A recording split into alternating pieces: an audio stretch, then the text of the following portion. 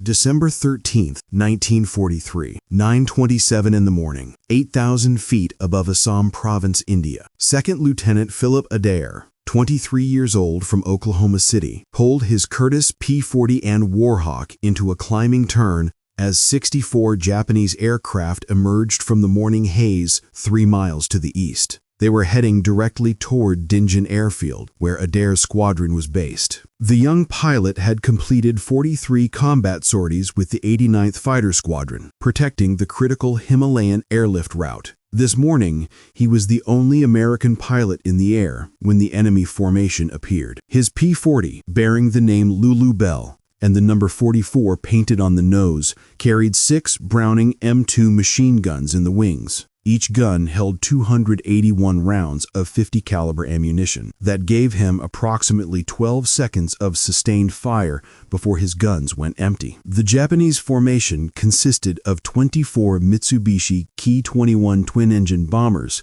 escorted by approximately 40 Nakajima Ki-43 single-engine fighters. The fighters were arranged in protective layers above and below the bomber stream. Intelligence analysts had documented that similar formations attacking Allied installations in Burma achieved hit rates exceeding 90% against undefended targets. Below Adair's position, Dinjan Airfield housed 14 Douglas C-47 transport aircraft loaded with medical supplies and ammunition destined for Chinese forces. A field hospital on the base was treating 63 wounded personnel. Fuel reserves sufficient to support airlift operations for 11 days were stored in above-ground tanks near the main runway. If those bombers reached their target unopposed, the destruction would halt Allied supply operations across the Himalayas for weeks. The nearest friendly fighters were stationed at Jorhat, 38 minutes away by air. Adair checked his fuel gauge. Internal tanks showed full, 180 gallons. That meant approximately 90 minutes of flight time at combat power setting. The Japanese formation was positioned 3,000 feet below his altitude, traveling at 240 miles per hour toward the airfield. Standard fighter doctrine stated that pilots should avoid engagement when outnumbered more than 5 to 1. Adair faced odds of 64 to 1. He had 2 choices available to him. First option, maintain visual contact with the enemy formation, transmit position reports, and wait for reinforcements to arrive from Jorhat. By the time those fighters reached the area, the Japanese bombers would already be over their target. Second option, attack the formation alone and attempt to disrupt their bombing approach. Every tactical manual said attacking alone was not just unadvisable, it was suicidal. Philip Adair pushed his throttle forward. Fighter tactics in the China-Burma-India theater during late 1943 followed established doctrine developed in North Africa and Europe. Wing Commander James Holloway of the 23rd Fighter Group stated in his September 1943 training directive, "Never engage enemy formations when outnumbered more than 3 to 1. Maintain formation integrity. Wait for numerical advantage." Major Robert Scott, author of God is My Co-Pilot, and commander of the 23rd Fighter Group earlier in 1943, had written in training materials, "A single P-40 against a defended bomber formation is throwing away an aircraft and a pilot. The mathematics are simple. You will be engaged by multiple fighters before you can inflict meaningful damage." The Curtiss P-40 Warhawk itself was considered by many commanders to be obsolete by December 1943. Colonel Bruce Holloway, commanding the 23rd Fighter Group's forward elements, had requested replacement aircraft multiple times. In an October 1943 report to 10th Air Force Headquarters, he wrote, "The P-40N, while reliable, cannot compete with late-model Japanese fighters above 15,000 feet. Against determined opposition, losses are unacceptable." Engineering officers at Wright Field in Ohio had evaluated the P-40N against captured Japanese fighters in trial trials conducted in August 1943. Their assessment concluded the Ki-43 Oscar possesses superior maneuverability in all flight regimes below 20,000 feet. The P-40 pilot's only advantage is diving speed and structural strength. Turning engagements should be avoided completely. Even within Adair's own squadron, the 89th Fighter Squadron of the 80th Fighter Group, veteran pilots advised newcomers, "You see more than 10 Japanese fighters, you call for help and stay out of range. That's how you survive to fight tomorrow." These weren't opinions from inexperienced officers. These were tactical conclusions drawn from 18 months of combat operations across the Pacific Theater. Hundreds of pilots had learned these lessons. Many who ignored them did not return. Philip Adair had heard all of this during his training in Karachi and during his first weeks at Dinjan. On the morning of December 13th, he made a different calculation. Philip Rensselaer Adair was born on March 8, 1920, in Oklahoma City, Oklahoma. His father, Robert Adair, had served in the American Expeditionary Force in France during World War I, assigned to the 36th Infantry Division. Robert had been wounded by artillery fire near Saint-Mihiel in September 1918 and returned home with a Purple Heart and permanent hearing damage in his left ear. Philip grew up during the Depression years in Oklahoma. His family operated a small hardware store on North Broadway. The store barely survived the economic collapse, but the Adairs kept it running through the 1930s. Philip attended Clawson High School in Oklahoma City. He was not an exceptional student academically, finishing with a B average. He played on the school's baseball team as a shortstop for 2 seasons. What distinguished Philip was his interest in mechanical systems. He took every available shop class. By age 16,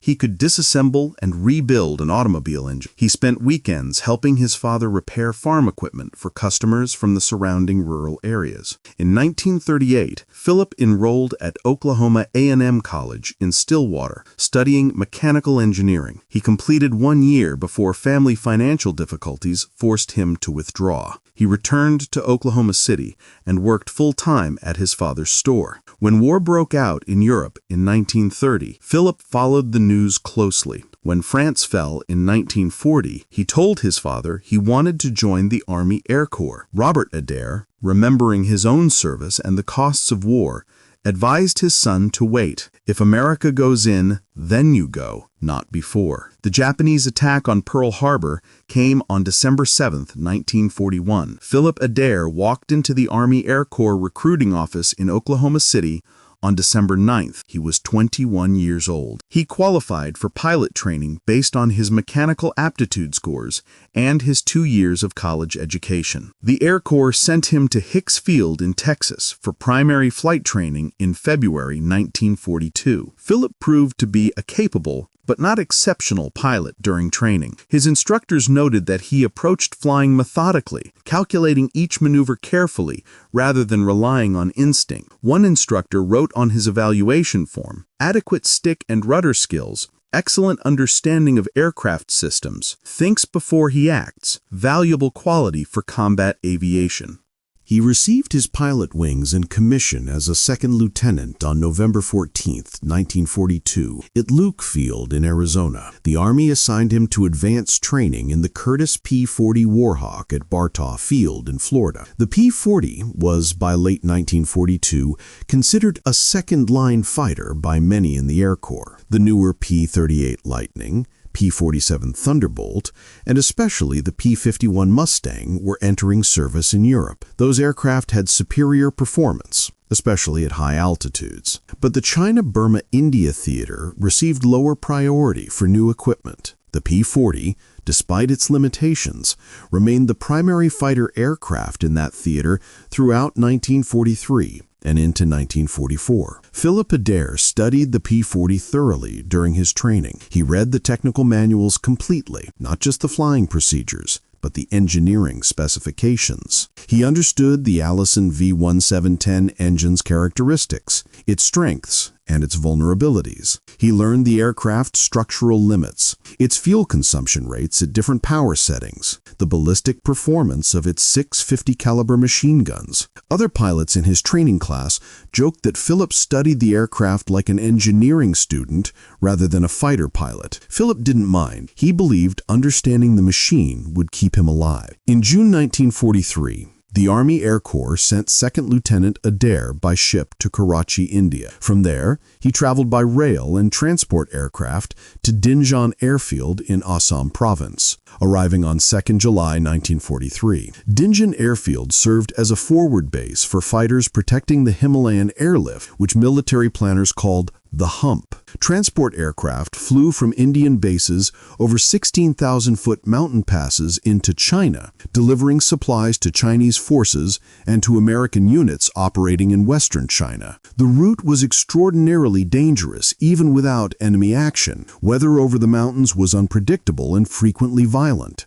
Aircraft icing, turbulence, and navigation challenges resulted in heavy losses. During 1943, the airlift lost more than 130 transport aircraft to non-combat causes. Japanese forces controlled Burma to the south and east of the airlift routes. Japanese fighters based in Burma regularly attacked transport aircraft and the Indian airfield supporting them. The 89th Fighter Squadron's mission was to protect the transports and the forward bases. The squadron flew the Curtiss P-40N, the latest production version of the Warhawk design. Philip Adair flew his first combat mission on July 8, 1943, a patrol over the Hump route. He encountered no enemy aircraft. Over the following 5 months, he completed 42 additional missions. He participated in 3 engagements with Japanese fighters, all as part of larger formations. He fired his guns in combat on 2 occasions, but scored no confirmed victories. The Japanese increased their attacks on Allied airfields in northeastern India during October and November 1943. Intelligence reports indicated the Japanese Burma Area Army had reinforced its fighter units with experienced pilots transferred from other fronts.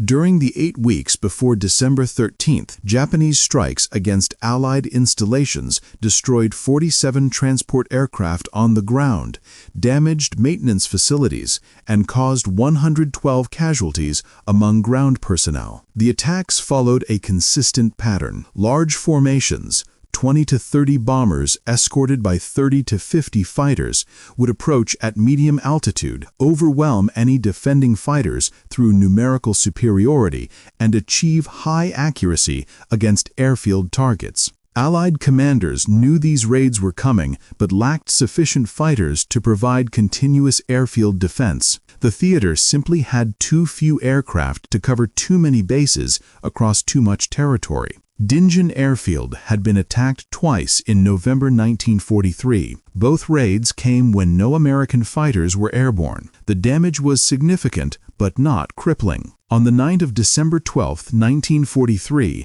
intelligence officers briefed the 89th Fighter Squadron that signals intelligence indicated another large raid was likely within the next 48 hours. Probable targets included Dinjan, Jorhat, or Chabua airfields. The squadron operations officer ordered continuous dawn patrols starting December 13th. 1 or 2 fighters would be airborne at all times during daylight hours to provide warning if a raid approached.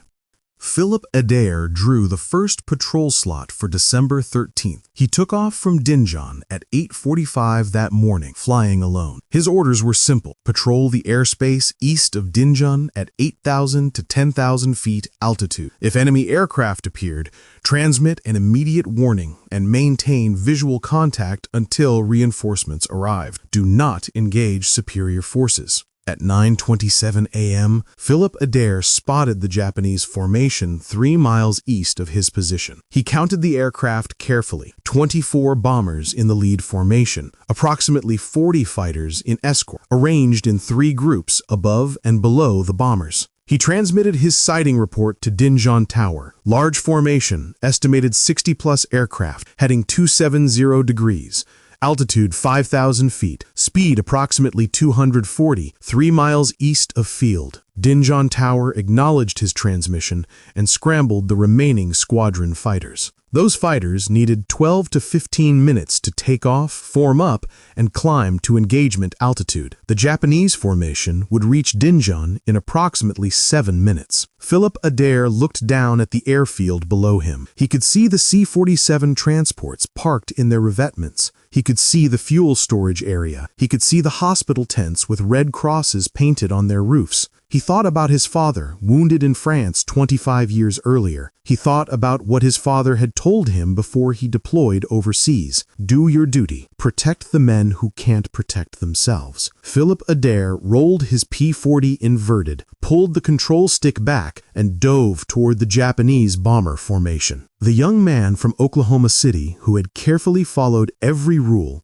studied every manual, and listened to every tactical briefing, made a decision that violated every piece of advice he had received. He decided that one fighter could disrupt 64 enemy aircraft if that one fighter struck at exactly the right moment, in exactly the right way. Now, let's see what happened next.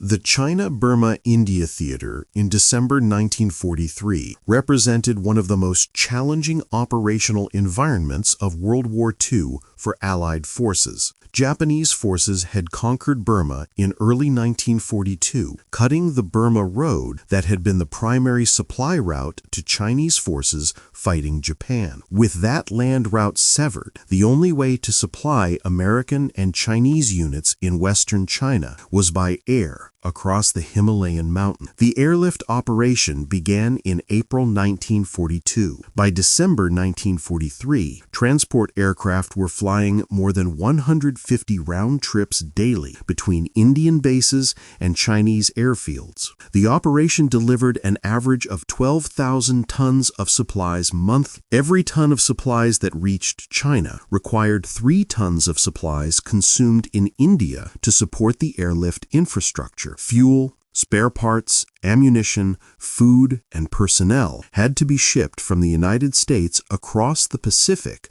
or around Africa and across the Indian Ocean to Calcutta, then moved by rail hundreds of miles to the forward air bases. The entire Allied strategy in the China-Burma-India theater depended on this airlift continuing without interruption. Japanese commanders understood this vulnerability. General Masakazu Pawabe, commanding the Burma Area Army, directed his air units to prioritize attacks on the Indian airfields supporting the Hump operation. The Japanese Army Air Force units in Burma operated primarily 2 aircraft types against Allied targets in northeastern India. The bomber force consisted of Mitsubishi K-21 aircraft, which Allied intelligence called the Sally. This twin-engine aircraft carried a crew of 7 and could deliver 2,205 pounds of bombs over a range of 930 miles. The K-21 had entered service with Japanese forces in 1938, making it obsolete by 1943 standards. It lacked armor protection for the crew. It lacked self-sealing fuel tanks. Its defensive armament consisted of 5 7.7mm machine guns, providing inadequate protection against fighter attacks. However, the K-21 remained effective against ground targets. Its bomb load could destroy multiple aircraft if the bombs were placed accurately. Japanese bomber crews had developed considerable skill at medium-altitude bombing of airfield targets. The fighter escort consisted primarily of Nakajima K-43 aircraft, designated Oscar by Allied intelligence. This single-engine, single-seat fighter represented a very different design philosophy than American fighters. The K-43 was powered by a Nakajima H-115 radial engine producing 1,150 horsepower. The aircraft weighed 5,710 pounds fully loaded.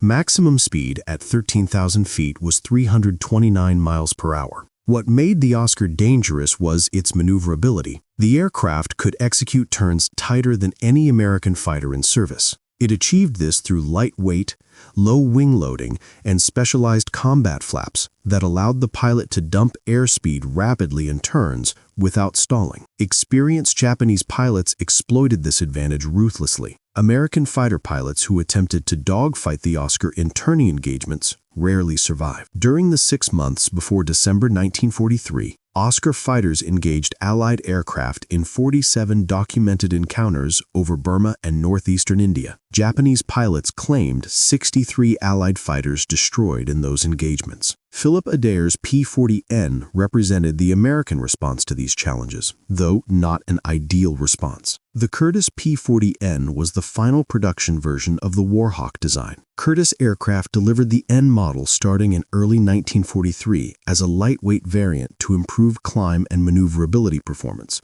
The aircraft was powered by an Allison V1710-81 inline liquid-cooled engine producing 1,360 horsepower at war emergency power setting. The P-40N weighed 8,850 pounds fully loaded with fuel and ammunition. Maximum speed at optimal altitude was 378 miles per hour at 10,500 feet. Above 15,000 feet, performance decreased significantly because the Allison engine lacked an effective supercharger for high-altitude operations. The P-40 carried 6 Browning M2 50 caliber machine guns, 3 mounted in each wing. Each gun had a rate of fire of 800 rounds per minute. Total ammunition capacity was 1,686 rounds across all 6 guns, approximately 281 rounds per gun. At 800 rounds per minute firing rate, each gun could sustain fire for 21 seconds before drying running. In practice, pilots fired in bursts of 1 to 3 seconds to conserve ammunition and prevent barrel overheating. A well-trained pilot could expect to get perhaps 10 to 12 firing passes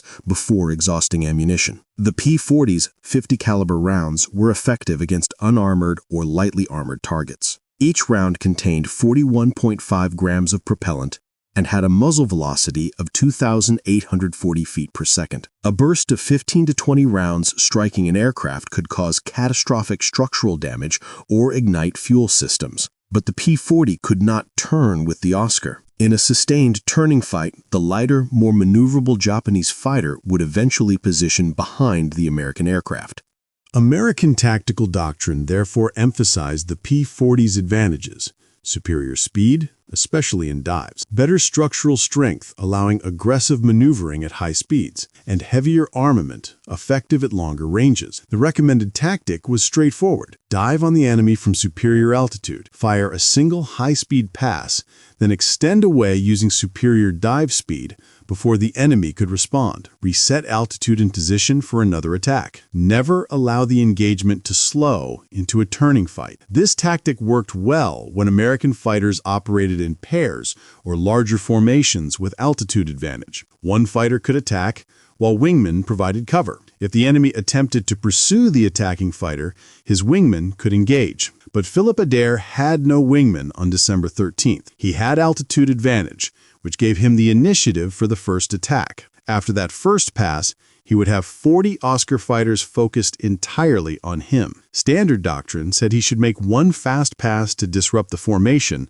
then break off and avoid engagement until reinforcements arrived. Philip Adair understood that one pass would not be enough. The Japanese bombers were 7 minutes from releasing their ordnance over Dinjan Airfield. One disrupted pass might scatter the formation temporarily, but the bombers would reform and complete their attack run. He needed to keep pressure on the formation continuously. He needed to prevent the bombers from settling into their bombing approach. He needed to make the fighter escort focus on him instead of screening the bombers.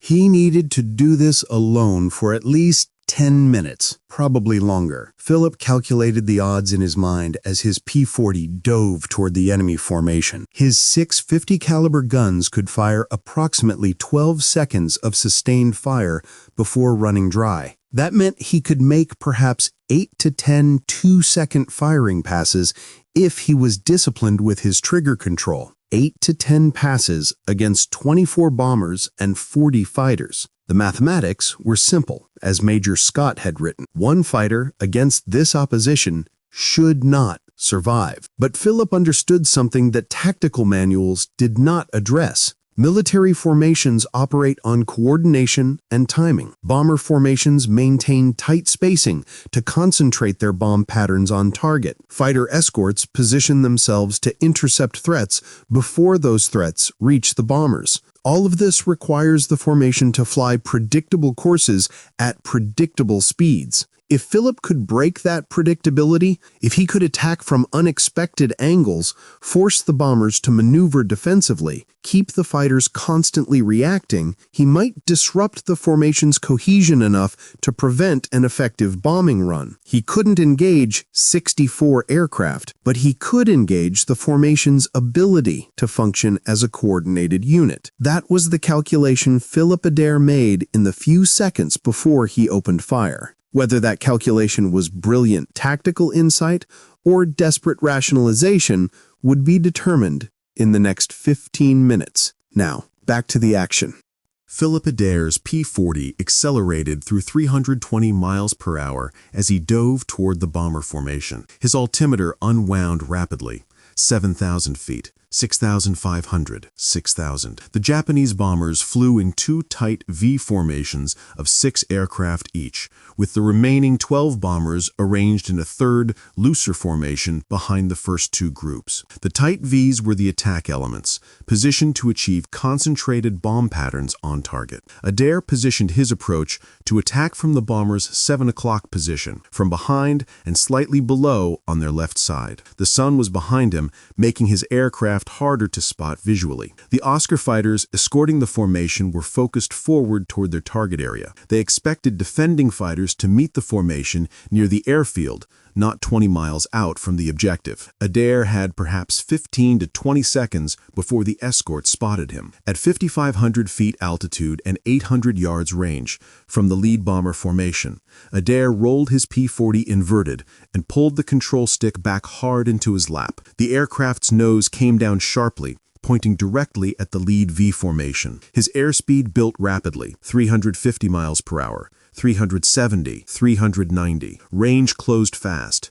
The bombers grew larger in his gun sight, 600 yards. 500, 400. The Oscar fighters still had not seen him. At 350 yards range, Adair centered his gunsight pipper on the lead bomber's left engine nacelle and pressed the trigger. All 6 50-caliber guns fired. The P-40 shuddered as the guns hammered in their wing mounts. Tracers arced toward the bomber, every fifth round visible as a bright streak. Adair held the trigger for 2.5 seconds. Approximately 200 rounds left his guns. He watched the tracers walk up the target bomber's left wing. Metal fabric covering tore away. Pieces of wing structure tumbled through the air behind the bomber. The bomber's left engine erupted in orange flame as 50-caliber incendiary rounds ignited fuel or hydraulic lines. Black smoke poured from the engine cowling. The bomber broke left, losing altitude. The tight V formation dissolved as the other 5 bombers scattered to avoid the damaged aircraft and maintain separation. Adair hauled back on the control stick, pulling through the bottom of his dive. 7 Gs crushed him down into his seat. His vision grayed at the edges as blood drained from his head. The P-40 groaned under the structural stress, but held together. He rolled right and looked up. The Oscar fighters were diving toward him. He counted 12 aircraft in the first wave. Time from first shot to this moment, 11 seconds. Now the real fight began.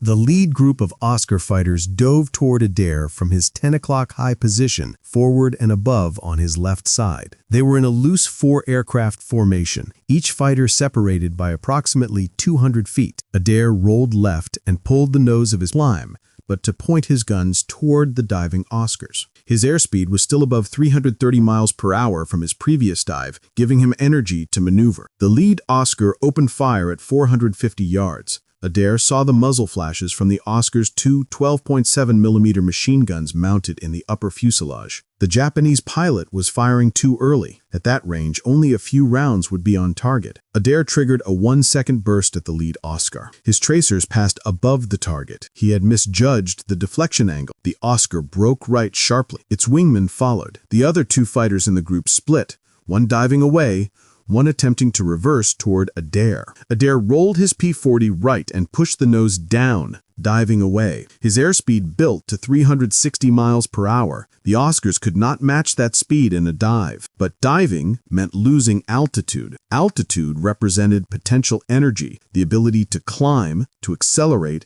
to control engagement geometry. Every foot of altitude lost was a resource consumed that he could not easily recover. His altimeter read 4,200 feet. He had started this engagement at 8,000 feet. He had already spent 3,800 feet of altitude in less than 1 minute. Two more Oscar fighters dove from his 5 o'clock position, behind and above on his right. Adair saw them at 350 yards, closing rapidly. He reversed his turn, pulling left and back toward the bombers. This forced the two Oscars to adjust their pursuit course, buying him a few seconds. The bomber formations were attempting to reorganize. The group he had attacked initially had spread across half a mile of sky, individual bombers turning back toward their original heading. The second bomber V formation was still tight, still on course toward Dinjan. If those 6 bombers reached Dinjan in formation, they would achieve effective bombing concentration, even if the other groups were scattered. Adair shoved his throttle to the stop, wore emergency power. The Allison engine's manifold pressure climbed to 57 inches of mercury, well above the normal maximum of 52 inches. At this setting, the engine produced maximum power, but consumed fuel at nearly double the normal rate and generated extreme internal temperatures. His P-40 accelerated to 380 miles per hour at level flight. He aimed for the second bomber formation. 8 Oscar fighters were now pursuing him directly. Others were positioning to intercept him before he reached the bombers. Range to the bomber formation, 1,200 yards, 10 seconds at his current closure rate. An Oscar appeared in front of him, slightly right, attempting a head-on pass. Both aircraft were closing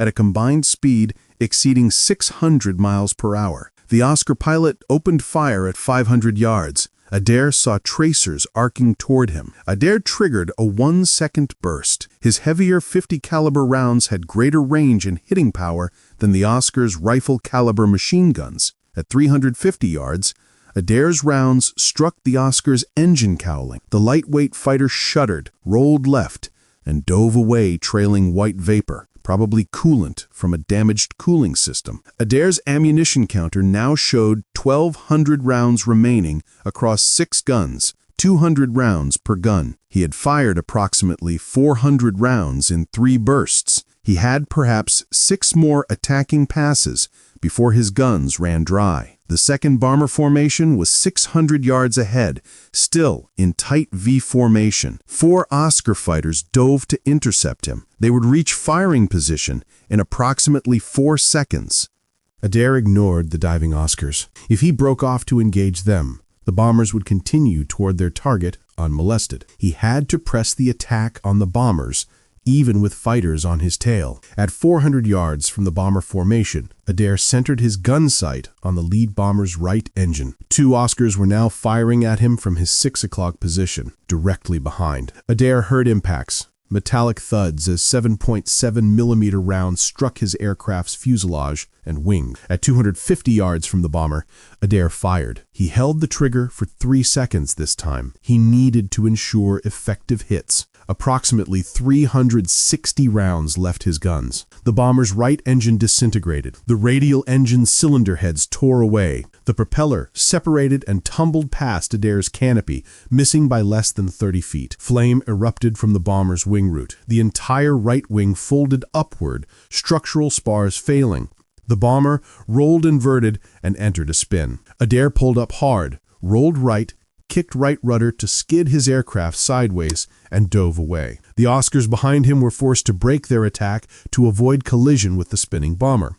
The bomber formation scattered. 6 aircraft that had been flying in precise 200-foot spacing were now spread across a mile of sky, each pilot maneuvering to avoid threats. Their bombing accuracy was destroyed. Even if these crews dropped their ordnance now, the bombs would be scattered across miles of jungle instead of concentrated on Dinjan Airfield. But the third bomber group, the 12 aircraft in loose formation, was still approaching the target, and now Adair had no altitude advantage remaining. His altimeter showed 3,400 feet. The bombers were at 5,000 feet. The Oscar fighters controlled the altitude above everyone. Time since engagement began, 2 minutes, 15 seconds. Reinforcements from Jorhat were still at least 10 minutes away. Adair's fuel gauge showed 165 gallons remaining. His engine temperature gauge showed 225 degrees Fahrenheit. Normal operating temperature was 212 degrees. The Allison engine was overheating from sustained war emergency power. And then his aircraft shuddered as more rounds struck home. A burst from an Oscar that had maneuvered into firing position while Adair focused on the bombers. Adair felt the impact through his control stick. Multiple hits on his right wing. He looked right and saw fabric torn away from the wing's upper surface, exposing internal structure. His right aileron, the control surface that allowed him to roll right, was responding sluggishly. He needed more control stick input to maintain level flight. A warning indicator on his instrument panel illuminated red. Engine coolant temperature. His temperature gauge climbed past 240 degrees. At 260 degrees, the engine would begin to fail as coolant boiled away and metal components expanded beyond designed tolerances. He had perhaps 3 to 5 minutes at current power settings before engine failure. Adair pulled his throttle back from war emergency to maximum continuous power, 52 inches of manifold pressure instead of 57. His airspeed decreased to 310 miles per hour. The engine temperature stabilized at 242 degrees. But now, the Oscar fighters could match his speed. The altitude advantage was gone. The speed advantage was gone. He had ammunition for perhaps 4 more attacks. He had 3 to 5 minutes before engine failure. He had 12 Japanese bombers still approaching Dinjan Airfield. Standard doctrine said, withdraw now, disengage, preserve the aircraft and pilot for future missions. Philip Adair looked down at Dinjan Airfield, now visible 10 miles to the west. He could see the C-47 transports, the hospital, the fuel storage area. He thought about the wounded soldiers in that hospital. He thought about the transport crews who flew the Hump every day through terrible weather and enemy fire. He thought about duty. Philip Adair turned back toward the remaining bomber formation. 6 Oscar fighters positioned themselves between Adair and the bombers. They were no longer just reacting to his attacks. They were setting up a defensive barrier. Adair dove at the Oscar screen, building speed. At 380 miles per hour, he had enough velocity to break through, if he accepted the hits he would take in the process. 2 Oscars broke toward him head-on. Adair fired a 1-second burst at 400 yards. No visible hits. The Oscars' lighter armament meant they held fire, waiting until inside 200 yards where their guns were more effective. At 250 yards separation, both Oscars opened fire. Adair snap-rolled right, a violent aileron input that rolled his aircraft inverted in less than 1 second. His damaged right aileron barely responded, but he managed to roll. The Oscar's fire passed beneath him. He continued the roll through 360 degrees, coming upright again, now past the Oscar screen. The bomber formation was 600 yards ahead. His ammunition counter showed 740 rounds remaining, 123 rounds per gun. 2, maybe 3 more attacks. At 350 yards, Adair lined up on the nearest bomber and fired his last long burst, 4 seconds, approximately 480 rounds. He watched the tracers converge on the bomber's fuselage. The Ki-21's thin aluminum skin offered no resistance to 50 caliber rounds. The entire center section of the fuselage sparked and tore as rounds punched through. The bomber's left wing separated at the root. The aircraft tumbled out of control. Adair's guns clicked empty. Ammunition counter showed 0 across all 6 weapons. He had no more offensive capability, but he had achieved his objective. The Japanese formation was completely disrupted. Of 24 bombers that began this attack, only 9 were still flying, and those 9 were scattered, disorganized, already turning back toward Burma. The raid on Dinjan Airfield was broken. Now Philip Adair had to get home. Time, 9:34 a.m. Location, 7 miles east of Dinjan Airfield. Altitude, 2,800 feet. Philip Adair's P-40N had battle damage to the right wing, sluggish aileron control, rising engine temperature, and no ammunition remaining. 8 Oscar fighters circled above him at 6,000 feet. They could see that his guns were no longer firing. They knew he was defenseless, but they did not press an attack. Japanese fighter pilots in the Burma theater had learned that damaged American aircraft frequently did surprising things when cornered. Some pilots would ram. Others would turn toward friendly territory and make a high-speed dash for home. The Oscar pilots waited to see what this damaged P-40 would do. Adair turned west toward Dinjan. His engine temperature gauge showed 248 degrees, still rising despite reduced power. He throttled back further to 46 inches manifold pressure, about 85% power. His airspeed dropped to 240 miles per hour. Engine temperature stabilized at 251 degrees. That speed was barely faster than the Oscar's cruising speed. They could follow him easily, waiting for his engine to fail. Distance to Dinjan, 7 miles, approximately 2 minutes at current speed. Then, green fluid sprayed across his windscreen. Engine coolant. One of the earlier strikes from Oscar fighters had damaged his coolant system. A crack in a line or radiator panel had finally widened enough under pressure that coolant was escaping faster than the system could maintain pressure. Without coolant pressure, the engine would overheat catastrophically within 60 seconds. His engine temperature gauge climbed past 260 degrees. The red zone on the gauge ended at 250 degrees. He was operating in temperatures the engine was never designed to survive. The Allison engine began running rough. Adair felt vibration through the airframe. Pre-ignition, detonation in the cylinders from excessive heat. Distance to Dinjan, 5 miles. The engine temperature gauge needle moved past 280 degrees and kept climbing. Standard emergency procedure for engine failure was immediate shutdown and preparation to bail out. Adair looked down. Below him was jungle, triple canopy rainforest with no clearings. If he bailed out here, he would land in trees, probably injured, definitely alone, in territory where Japanese patrols operated, and he was only 5 miles from safety. Adair kept the engine running. At 290 degrees, the engine began to lose power. The vibration increased. Metal components inside the engine were expanding from heat, closing tolerances, increasing friction. At 300 degrees, flame appeared from the engine cowling seams. Burning coolant vapor ignited as it touched hot metal. Philip Adair's P-40 was on fire. Distance to Dinjan, 3 miles. The Oscar pilots above him saw the flames. 2 of them dove slightly, keeping pace with the damaged American fighter. Watching, one Oscar pilot came alongside Adair's left wing, close enough that Adair could see his face clearly. The Japanese pilot pointed downward repeatedly.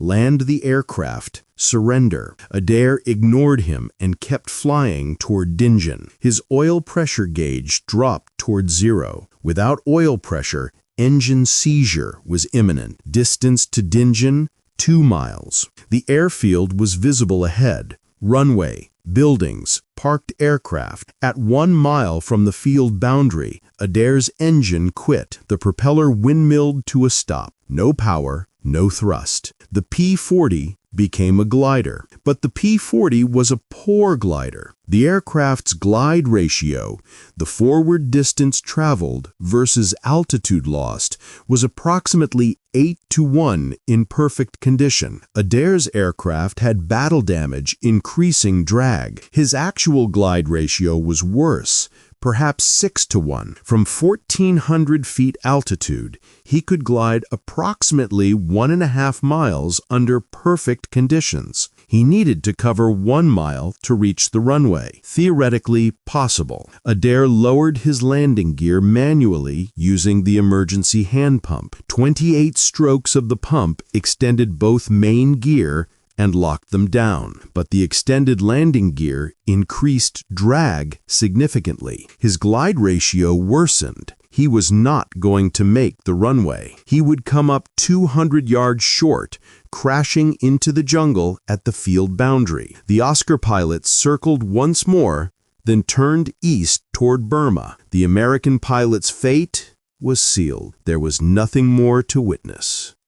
Adair looked at his airspeed indicator, 135 miles per hour. His altitude, 800 feet. Distance to runway threshold, half a mile. Then he remembered something from his training, something about P-40 glide performance that his instructor had mentioned briefly, something about inverted flight. An aircraft's wings generate lift through their cambered shape. When the aircraft rolls inverted, that camber generates downward force instead of upward lift. But at specific angles of attack, flying inverted can reduce drag compared to upright flight, because the wings are working against their designed lift, requiring specific pitch angles that sometimes create cleaner airflow. The concept had been mentioned during training as a theoretical curiosity, not as a practical technique. Philip Adair had nothing to lose. At 600 feet altitude, half a mile from the runway, Adair rolled his P-40 completely inverted. His shoulder straps held him in his seat as -1G pressed him against the harness.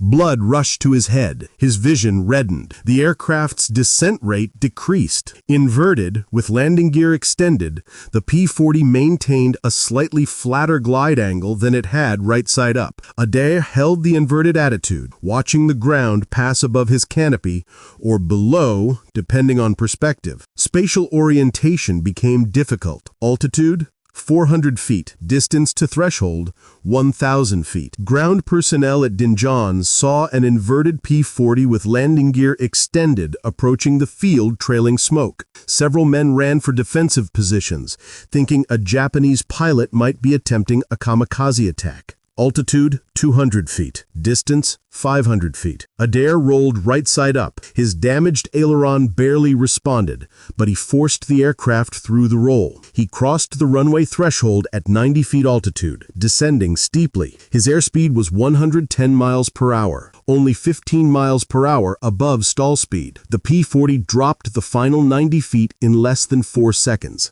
The main landing gear struck concrete hard. The gear struts compressed fully. The tail wheel slammed down. The right main gear, weakened by battle damage, collapsed. The right wing dropped. The wing tip contacted the runway surface and dug in. The P-40 ground looped right, spinning 180 degrees around its collapsed right gear. Metal shrieked on concrete. Sparks flew. The aircraft skidded backward for 150 feet and stopped. Smoke poured from the engine compartment. Fire crews raced toward the aircraft. Philip Adair sat motionless for several seconds. Then he released his shoulder harness, stood in the cockpit, and climbed onto the left wing. His legs buckled. A crew chief reached him and helped him down. Time, 9:41 a.m. Total time engaged with enemy formation, 14 minutes. Philip Adair had survived. The fire crews opened the P-40's engine cowling panels immediately. The Allison V1710 engine was destroyed beyond repair. Maintenance personnel documented the damage over the next 3 hours. The pistons were seized in their cylinders. The crankshaft was warped from thermal expansion. The oil pan showed scoring from metal-on-metal contact. The coolant system had multiple ruptures. The aircraft's fuselage contained 16 bullet holes from 7.7mm machine gun fire. The right wing had 7 additional holes. The left wing had 4. One round had completely severed the right aileron control cable. Without that cable, the right aileron had been flopping freely, creating massive drag and making roll control nearly impossible. Another round had punctured the hydraulic fluid reservoir, though enough fluid remained for Adair to extend the landing gear manually. 2 electrical wiring bundles behind the instrument panel were cut, which had caused the smoke in the cockpit during Adair's return flight. The maintenance officer's report concluded, quote,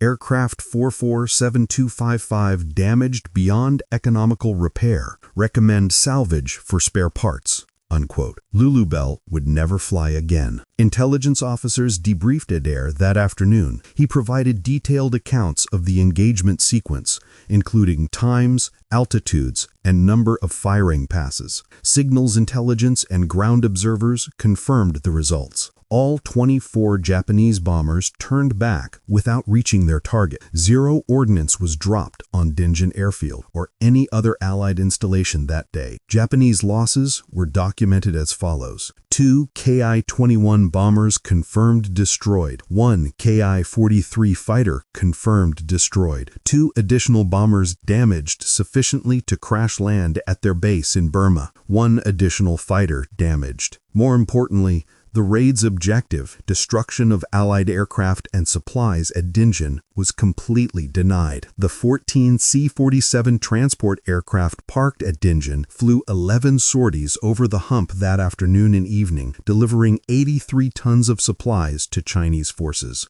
The hospital field continued treating wounded personnel without interruption. Fuel reserves remained intact, supporting continued airlift operations.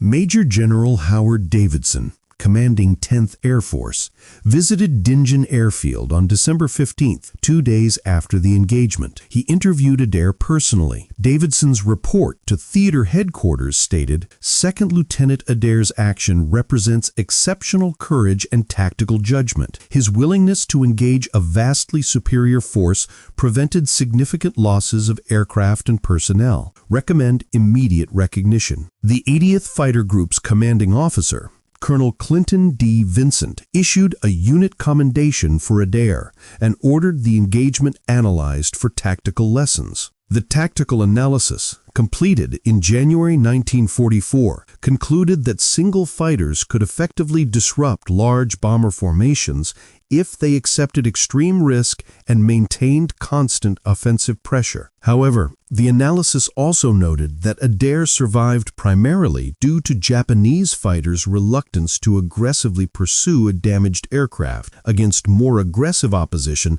the tactic would likely result in the attacking pilot's loss. The tactical manual was not revised. Doctrine still stated that fighters should avoid engagement when outnumbered more than 5 to 1, but individual squadron commanders in the China-Burma-India theater began emphasizing aggressive action when friendly installations were directly threatened, regardless of odds. On January 8, 1944, Lieutenant General Joseph Stilwell, commanding U.S. forces in the China-Burma-India theater, presented Second Lieutenant Philip Adair with the Silver Star Medal. The citation read, "For gallantry in action against enemy forces on December 13, 1943, Second Lieutenant Adair, flying alone, engaged and disrupted a formation of 64 enemy aircraft approaching Allied installations. Despite damage to his aircraft and the overwhelming numerical superiority of enemy forces, Lieutenant Adair pressed repeated attacks until the enemy formation abandoned its mission. Through his courage and tactical skill, Lieutenant Adair prevented destruction of critical supply facilities and saved numerous Allied personnel. His actions reflect great credit upon himself and the United States Army Air Forces."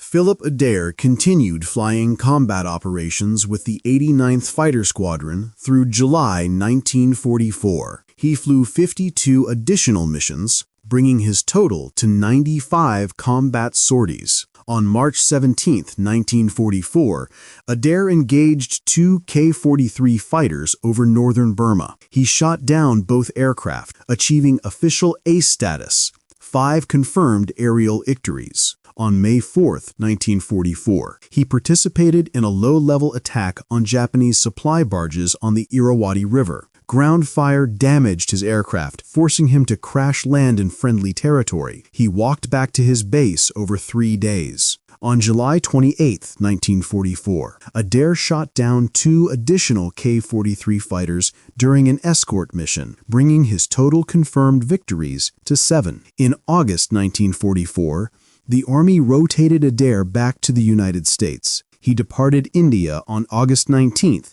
and arrived in San Francisco on September 3, 1944. The Army assigned him to Randolph Field in Texas as an instructor pilot. He spent the remainder of the war training fighter pilots in P-40 tactics.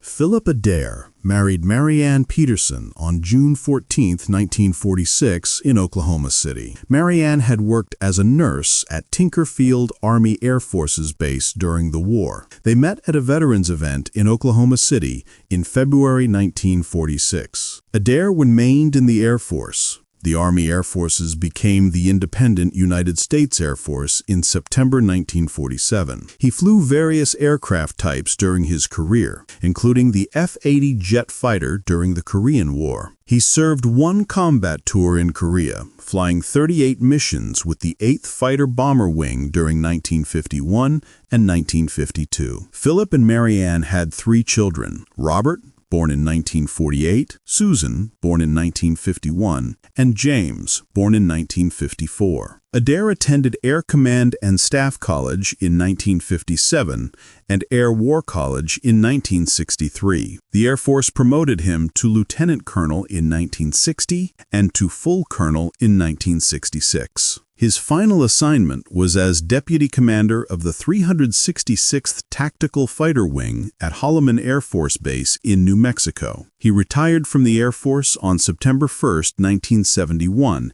after 30 years of service. Philip and Marianne settled in Albuquerque, New Mexico. Philip worked as a consultant for aircraft manufacturers, reviewing fighter aircraft design proposals and providing operational input based on his combat experience. He rarely spoke about his combat service. His children knew their father was a decorated combat pilot, but he did not discuss the details of missions. In 1983, a military history researcher named Dr. James Thompson contacted Philip while researching the air war in the China-Burma-India theater. Thompson had discovered references to the December 13, 1943 engagement in Japanese records captured after the war. Thompson interviewed Philip extensively. Those interviews became the primary source material for documentation of the engagement. Philip Adair passed away on November 16, 2003, in Albuquerque, New Mexico. He was 83 years old. Marianne survived him, as did all 3 children and 7 grandchildren. Military honors were rendered at his funeral. Members of the Air Force Honor Guard from Kirtland Air Force Base folded the flag that covered his casket and presented it to Marianne. Philip Adair is buried at Santa Fe National Cemetery in Santa Fe, New Mexico. His headstone reads, Colonel Philip R. Adair, United States Air Force, World War II, Korea, Silver Star, Distinguished Flying Cross, 1920-2003. For decades, Adair's actions on December 13, 1943, remained largely unknown outside military historical circles. No major films depicted the China-Burma-India theater compared to the European or Pacific theater. The airlift over the Himalayas received minimal attention in popular accounts of World War II. In 2007, the National Museum of the United States Air Force at Wright-Patterson Air Force Base in Ohio opened an exhibition on fighter tactics development. One display panel mentioned Adair's engagement as an example of aggressive single-aircraft tactics. Most visitors walked past without stopping. The 80th Fighter Group, the Burma Banshees, continued operations until August 1945. The unit engaged enemy aircraft in 284 documented encounters. Pilots of the 80th Fighter Group claimed 413 enemy aircraft destroyed in aerial combat and 147 destroyed on the ground. The 80th Fighter Group lost 63 pilots in combat operations between 1943 and 1945. The group's distinctive skull insignia, death's head painted on aircraft noses, became one of the most recognized unit markings in the China-Burma-India theater. Today, the 80th Fighter Squadron continues to serve as an active-duty unit in the United States Air Force, flying F-16 Fighting Falcons from Kunsan Air Base in South Korea. The Curtiss P-40 Warhawk never achieved the fame of the P-51 Mustang or the P-47 Thunderbolt. It was slower than both. Its high-altitude performance was inadequate for operations over Germany. By 1944, most frontline units had transitioned to more modern fighters. But in theaters where low low-altitude performance mattered more than high-altitude capability. The rugged Curtiss design proved itself repeatedly. Curtiss Aircraft Corporation manufactured 13,738 P-40 aircraft between 1939 and 1944. The type served with air forces of the United States,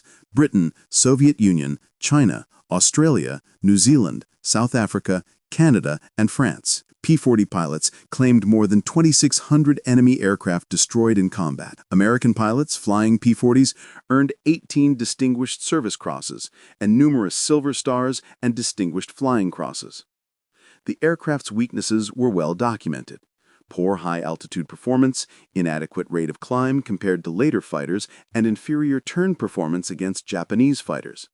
But the P-40 had virtues that mattered in combat: structural strength allowing aggressive maneuvering, heavy armament effective against both aircraft and ground targets, and reliability that kept aircraft operational under difficult field conditions.